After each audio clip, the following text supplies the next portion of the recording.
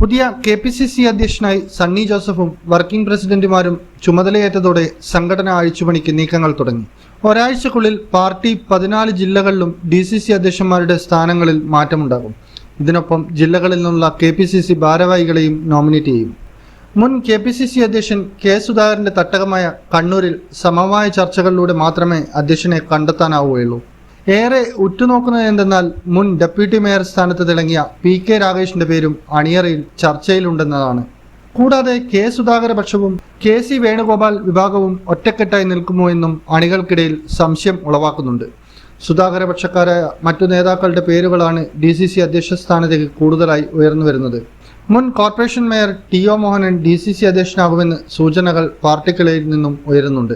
എന്നാൽ കണ്ണൂർ DCC അധ്യക്ഷ പദവിക്കായി KC Venugopal വിഭാഗക്കാരായ Rajeevan Elayavoor, Suresh Babu Elayavoor തുടങ്ങിയ നേതാക്കളുടെ പേരും അധ്യക്ഷ സ്ഥാനത്തേക്ക് ഉയരുന്നുണ്ട്. നന്നായി പ്രവർത്തിക്കുന്ന DCC അധ്യക്ഷൻ എന്ന നിലയ്ക്ക് മാർട്ടിൻ ജോർജിന് ഒരവസരം കൂടി നൽകണമെന്ന അഭിപ്രായവും കെ സുധാകരനും അദ്ദേഹത്തിനെ അനുകൂലിക്കുന്നവർക്കുമുണ്ട്. പഴയ കരുത്തില്ലെങ്കിലും A വിഭാഗവും DCC അധ്യക്ഷ സ്ഥാനത്തേക്ക് നോട്ടമിട്ടിട്ടുണ്ട്.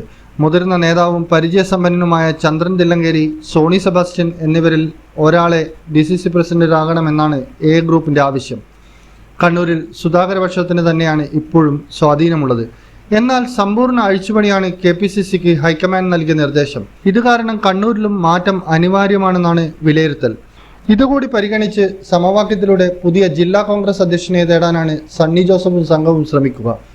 കണ്ണൂർ DCC പ്രസിഡന്റിന്റെ നിയമനം കീറാമുട്ടിയാകുമോ എന്ന് വരും ദിനങ്ങളിൽ അറിയാം. പൊളിറ്റിക്കൽ ഡെസ്ക്, ഇന്നറിയാൻ ന്യൂസ് കേരള.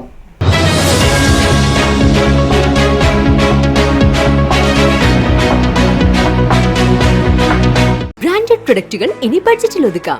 S&Sന്റെ സമ്മർ സെയിൽ ഓഫറിൽ എല്ലാ ഇലക്ട്രിക് പ്ലംബിംഗ് ഉൽപ്പന്നങ്ങൾക്കും 67% വരെ ഡിസ്കൗണ്ടിൽ സ്വന്തമാക്കി വീട് പണിക്ക് ചിലവ് കുറയ്ക്കാം. SS marketing, Parakkandi, Kannur.